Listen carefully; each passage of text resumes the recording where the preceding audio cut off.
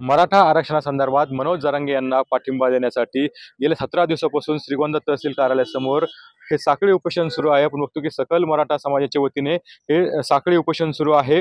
दररोज एक गाव जे आहे ते ह्या उपोषणाला पाठिंबा देण्यासाठी या ठिकाणी आपल्याला बघायला मिळत आहे आणि काही समन्वयक आहेत त्यांच्याशी आपण बातचीत करणार आहोत।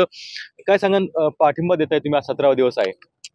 सर, मराठा समाजाला आरक्षणाची नितांत गरज आहे। कारण मराठा समाजातील तरुण मुलं शैक्षणिक असेल किंवा नोकरी संदर्भात असेल, त्यांचं जी आजपर्यंत पिछाड झालेली, तर हे त्यांना आरक्षण दिल्यानंतर सामाजिक पातळीवर त्यांची कुठेतरी उंची वाढेल आणि निश्चितच त्यापासून नोकरीमध्ये असेल, शिक्षणामध्ये असेल, तर आमच्या मराठा समाजाला त्या ठिकाणी आवश्यकता आहे।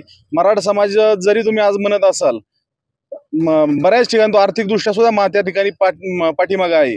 आणि हे आरक्षण भेटल्यानंतर जर मुलांचं त्या ठिकाणी, कारण आम्ही असं बऱ्याच वेळा पाहतोय की मुलांचं आमचं त्या ठिकाणी शैक्षणिक गुणवत्ता असून सुद्धा त्या ठिकाणी निश्चितच त्यांचं त्या ठिकाणी नुकसान होतंय। त्यामुळे जे आज या ठिकाणी मनोज जरांगे साहेबांनी जे आज या ठिकाणी आंदोलन चालू केलंय, निश्चितच हे मराठा समाजाच्या उन्नतीसाठी गरजेचं होतं आणि ते 100% आमच्या हिताचं आहे। त्यामुळं मराठा समाज जे आज या जरांगे साहेबांनी या ठिकाणी जे शांततेच्या दृष्टीने शांततेमध्ये आंदोलन चालवलंय, निश्चितच याच्यामुळे आम्हाला या ठिकाणी यश लाभल्याशिवाय राहणार नाही, अशी पद्धतीची आम्ही या ठिकाणी सुद्धा आशा व्यक्त करतो।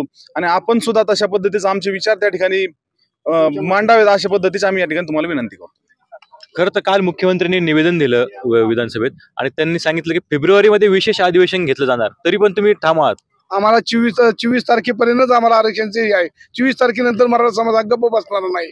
आम्ही ठरवलं 24 तारीख मुंबई बंद करणार आहोत, ही आमची 100% खात्री आहे। आम्ही जरांगे पाटलांना जे सांगेल ती आमची पूर्व दिशा आहे।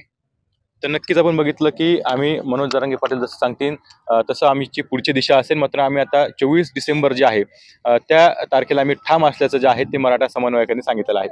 कुणाल जायकर, TV9 मराठी, श्रीगोंदा, अहमदनगर।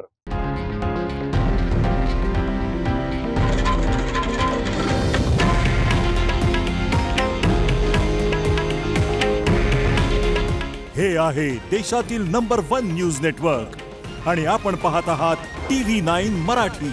काळजी तुमची, हित महाराष्ट्राचं।